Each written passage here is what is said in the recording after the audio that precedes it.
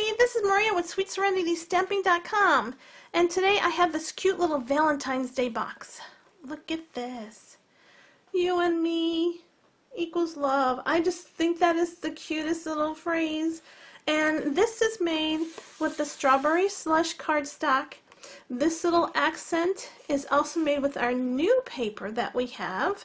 That just came out of our spring catalog for 2015. And they are actually 4.5 by 6.5 inch pieces. And this is this pad right here. It is called Stacked with Love. I don't know if you can see that, but it's called Stacked with Love. And they have the cutest papers in there. All one side of it is black. Do you see that? It's all black. Black and white. Love it, love it, love it. The other side, however, is got different colors, reds and lighter pinks and corals, and oh, look at the polka dots. I mean, stripes, the hearts. These are this isn't heart. This is like a little half circle pattern. But where are my hearts? There are my hearts. My hearts are coming up. Oh, let's turn it this way so you guys can see it better. Isn't it cute? I love this. I can't wait to use this paper. But this pack is amazing, especially if you are, look at that, into black and white, which I am so into black and white.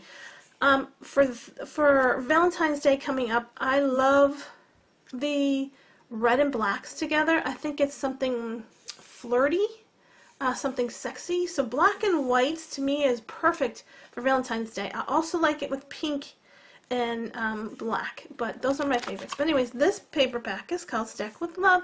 We are going to be using this pattern today. Look at that.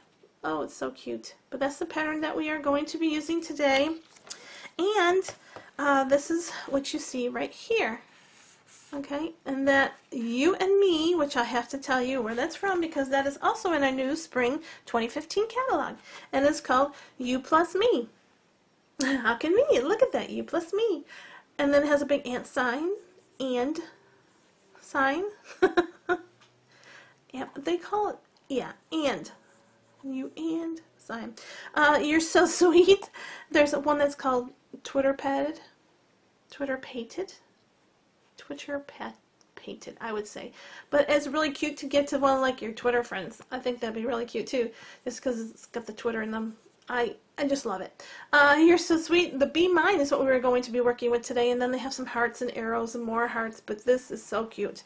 Look at that down there. Oh, I love it. So this is what we are going to be using today, and I told you the Be Mine is what we were going to use. This one I have You Plus Me because I plan on giving this to somebody who I really love. And this has a ribbon hanger, so you can look at this. There is a lot of Reese's Pieces, and I'm going to tell you this is what I used. Reese's Pieces, 8.5 ounces. This is the whole entire bag in this box. So that's how much chocolate that this holds. I put that whole bag in there and I'm like, wow, really? That's a whole bag. That is the whole bag inside this box. So you can fill her up this thing.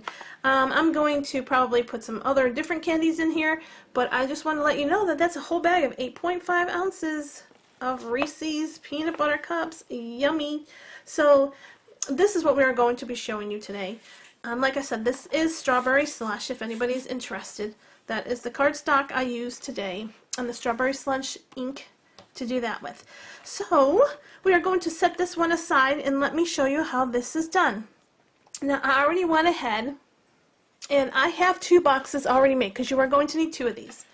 Okay, top and bottom.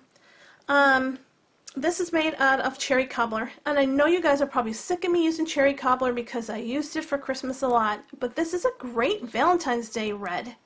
So I thought, why not? It's Valentine's Day, but what a beautiful color red for Valentine's Day. So we're going to be using these 2 for your top and your bottom. What you want to do, this is just a scrap piece of paper that I have. You want 2 of these pieces of cardstock, like I said, in cherry cobbler.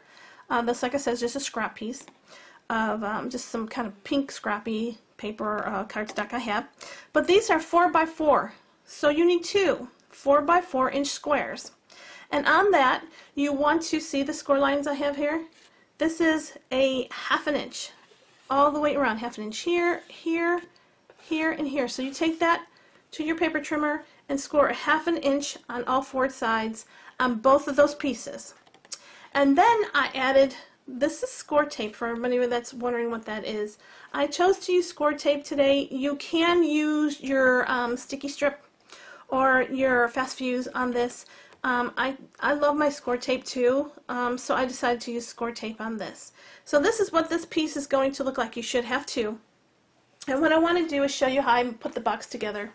So basically, this box has a corner, little bitty round box on each side. There's a round square box here, square box there, there, and there. I want you to cut up, okay, to that score mark, and then cut in just a tiny bit, just a tiny bit. I mean, you could, look, that's all I want you to cut out from there. Just that tiny little thing so you can give it a little bitty notch so that the box, can you see there's a little notch there? The box will lay a little bit better for you. So just go in, and you want to do that on all 4 sides. And like I said, just a tiny bit are we taking off. Just enough to make the box fold a little bit better. And it is ever so slightly that we want to take off. They're so, you can look at, they're so tiny. So that's what I want you to do. Just take a tiny bit off. Okay? So what you want to do now is you want to go ahead. You know, I've had so many people tell me that when you fold on your score lines, people say varnish, and don't tell me people don't say varnish. I've heard it. I went on YouTube and I listened to some videos, and I listened to another demonstrator I used to follow all the time used to tell me to varnish. So I was using the word varnish, and then people started correcting me and said it's not varnish, it's burnish. So whether it is varnish or burnish, I am stopping the whole thing with the burnish things, guys.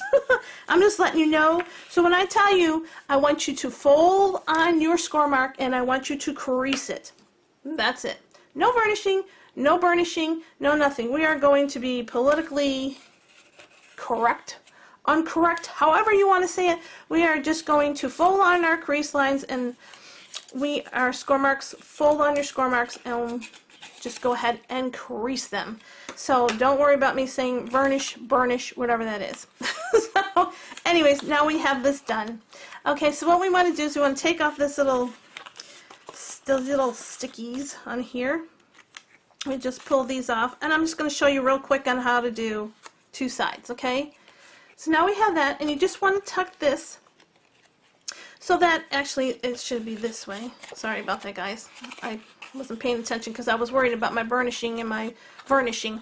Anyways, you take this and you want to pull it on the inside and make your box. And square up your edges. Make sure that this part of your box here will match up with this part. So you're just taking it, pushing it in. Okay, so you will do that on all 4 sides so that you will have this. So basically you got 2 more pieces that you have to do. These will be all glued down and sticky, and so you made the bottom of your box. Okay, so that's how we do it. So I'm just going to show you now. I've made 2 of those little bitty boxes, and the next thing we're going to use is some acetate. Okay, so you can buy acetate on Stampin'Up.com. Go to SweetSerenityStamping.com. There'll be a link for this at the bottom of the video, and it'll take you right to this acetate. This piece here, and I know it's hard to see, this is a big piece because this is a 12-inch piece. So basically this is 3.5, so it's 3.5 this way and 12 all the way across. So that's the piece that you need right there, is a 3.5 by 12-inch piece of acetate.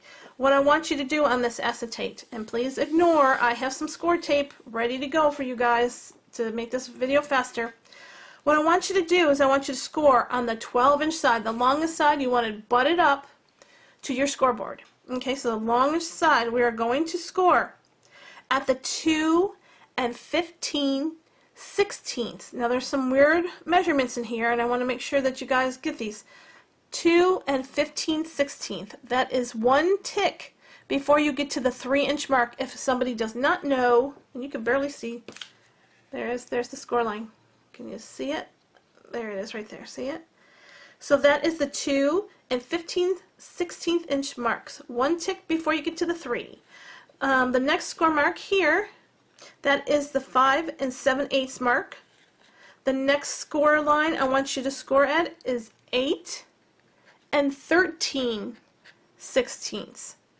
So that is that's 2 inches. Two more. Let me see. I don't know if it's 2 or 3. It is on the little bitty line, and it's 3. Let me make sure that's 3. I'm pretty sure that's 3 before you get to 3 little tick marks before you get to the 9. Because 15 is 1 tick mark, like I said. 2 and 15/16 is 1 tick mark before you get to the 3. And the 8 and 13/16 marks, 16th mark is 3 before you get to the 9. I know it's kind of confusing, but just count your 8th or your 16ths, go like from 8 and then count your 16ths over. That's how you figure it out. But anyways, we have 2 and 15/16, 5 and 7/8, 8 and 13/16, and the last score mark on this side would be 11 and 3/4. I think you guys got that mark. Anyway, so let me move these out of the way. What I had done is I put score tape on the 1/4 of the inch mark, because you will have a 1/4 of an inch mark, because we scored on the 11 and 3/4 inch side, and you have that little 1/4 of an inch because you scored your pieces at 12. So put a piece of score tape or a sticky strip. You have to use either sticky strip or something double-sided with this because you don't want it to come apart. And I went to the bottom and I put another piece all the way to the very end. Okay, so that's what we got going here. Now we are going to crease on these marks, and I know it could be a little bit difficult to crease your score marks on vellum. On acetate. Man, I just cannot think today. For some reason, I don't like gloomy days. It's gloomy in here in Texas, and everything just doesn't seem to go well for me on gloomy days. And I decided to do a video. Great. So, anyways, go ahead and score or crease on those marks. And I can see that when I creased it, I was a tiny bit off, and hopefully that's not going to matter too much when I go to do that. Like I said, it's kind of hard to get right on that score mark, but try your best. Like I said, last piece was off just a hair, so I'm hoping that don't make a big difference. And then this is that little 1/4 of an inch here, crease on it all the way. There you go. So now we have creased on our score marks. And I'm going to try to fix this just a tad because this one got a little bit off, and I really don't want this to make my project. I want to try to get those crease marks as accurate as possible, because you don't want to make any like big boo-boos. You want it, symmetrical. This is a square. Okay, so there we go. So now we have a square. So what we want to do is we want to take the end of this 1/4 inch section here. Want to go ahead and pull off your sticky strip or your score tape, whatever you're using, your double-sided, and lift the bottom of that one just a little bit because you want that to, just kind of get it out of the way a little bit. And you want to take the edge of this one here and you want to glue it to the edge of that one there, just to that score mark. So try to get it as close as you can. I'm going to try to show you this trying to do it this way, and I don't know if I can. It's harder to do. Hopefully I won't get my head in it. But I'm trying to lay that as close as I can. There. So now it is conformed as a box. And yeah, this pushes in and it does all kind of weird things. It's acetate. It's kind of weird. So now I'm going to take one of my boxes here. And what I want to do is I want to set this inside this box. And this is where the tricky part comes in, because you have to make sure this is all the way to the bottom of this box, all the way to the bottom and to the sides. So I'm going to pull my sticky strip off the bottom of it. And let's see if we can do this with one take. You can kind of push this in if you need to. Okay. And push it down and make sure you got it to the bottom, as far to the bottom as you can. And I kind of work one side at a time. So now I know this one here is good, so I'll just take my bone folder and go in there. I'll make sure that this one here is all the way to the bottom, and this comes up really easy. So if you make a little bit of a mistake, it's not that you can't undo it. Okay, and make sure this one goes all the way to the bottom. Okay, make sure it's all the way to the bottom, because if not, your box is going to be a little wonky, and we don't want wonky boxes. So try your best to get it to the very bottom, and when I mean the very bottom, I mean right down to this edge here is where I want you to do it. Okay, make sure you get the glue right, the acetate needs to go right to the bottom of this, in the corner here, and then your tape needs to go up here. So that's what I mean. Let's see if I got this all the way down, which it looks like I have it all the way down. Looks like my box might be pretty good. Well, there's one part here that didn't quite get all the way down to the bottom, and hopefully this won't make my box too wonky. So it looks pretty good. So see, now we have the basis of our box. Okay, and then this will fit right on top of here like this, and that is our box. But let's not get too far ahead. So now I have what looks like this, and my acetate is already in there, which is looking pretty good.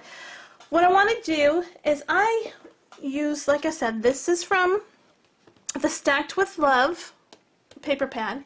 This is what I've chosen, and on this long edge here, okay, so you want to put this in your trimmer like this, and you want to cut 1/8 of an inch, okay, and another 1/8 of an inch. You want 4 1/8 of an inch strips that look like these. So make sure when you cut it, you're cutting it on the long side. You want to make sure you have long strips, not the other way where they're shorter. You want the longer strips at the 6.5 inch mark. So then what you want to do is you want to take some tape. You can use glue, like Tombow glue on this. I am choosing to use my snail, if it wants to work for me today.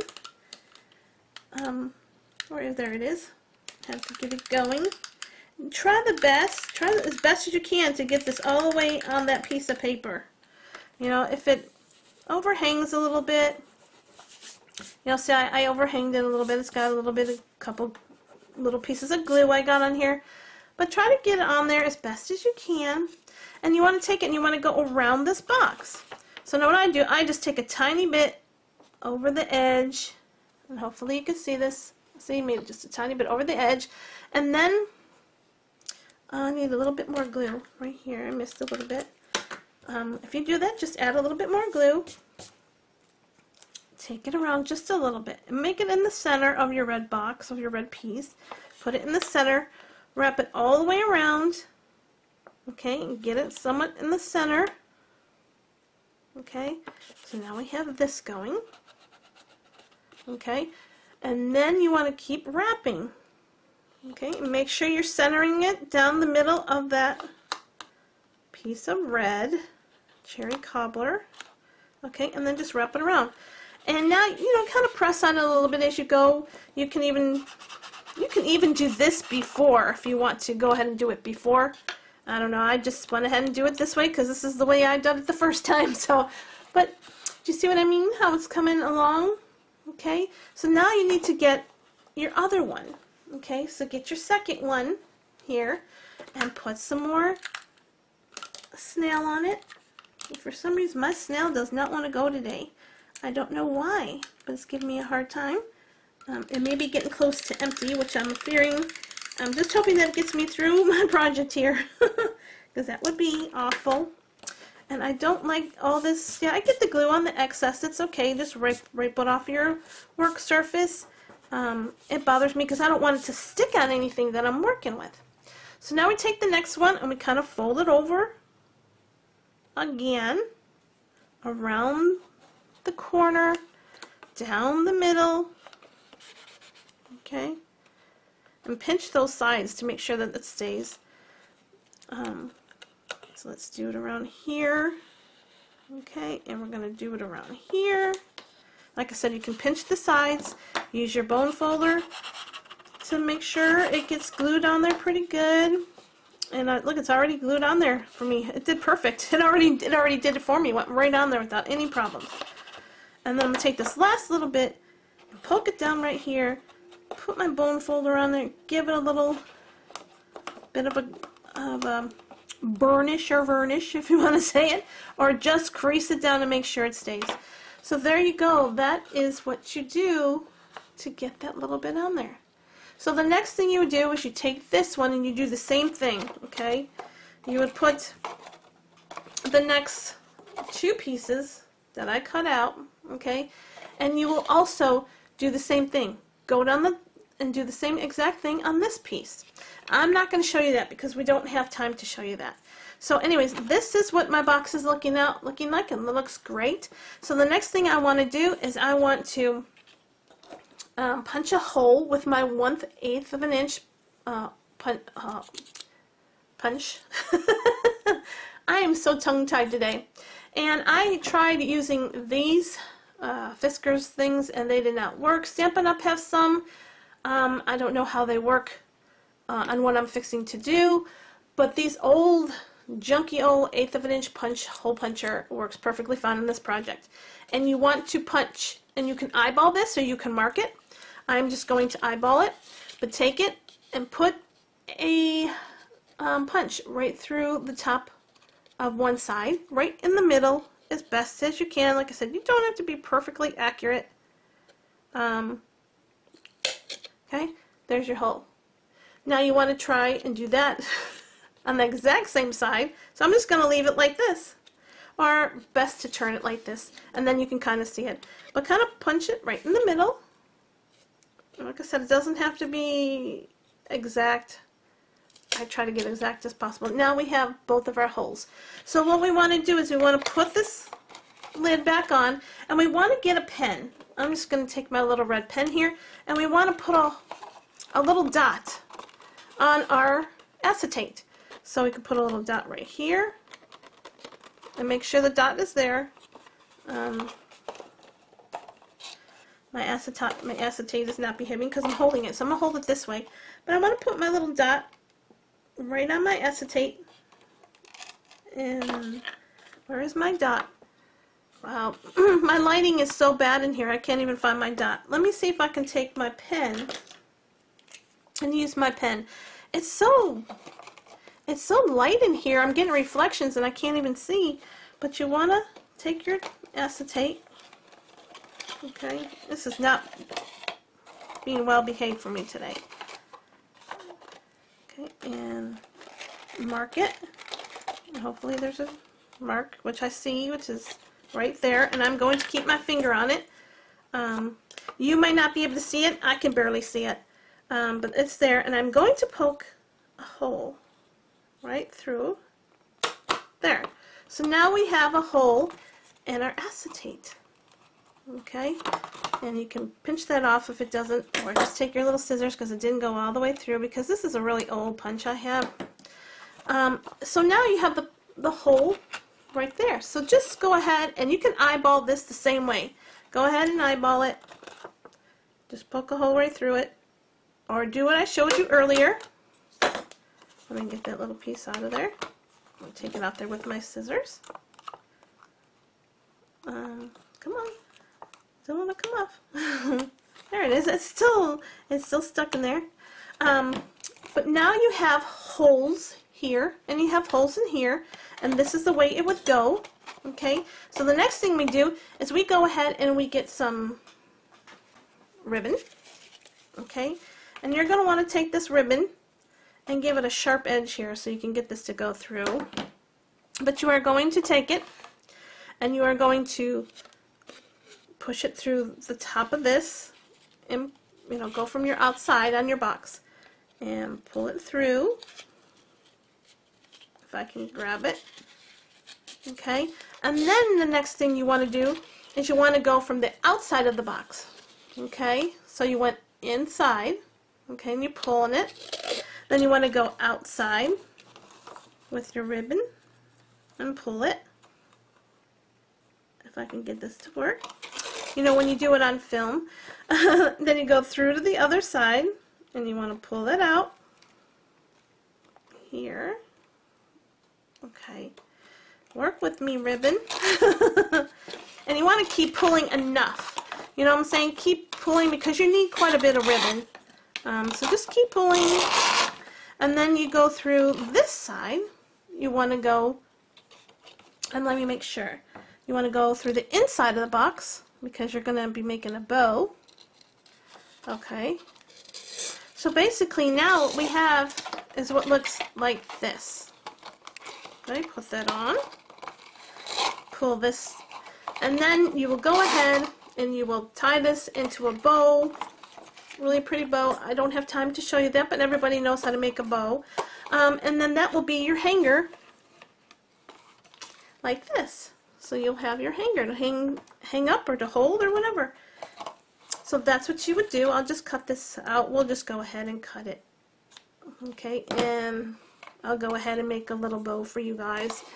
Of course, you know, like I said, we are on camera and I'm trying to hurry, and this doesn't always work when you're in a hurry. I can see it's not going to work for me. I can see that already. Because I went ahead and cut my ribbon a little bit shorter than I would have liked.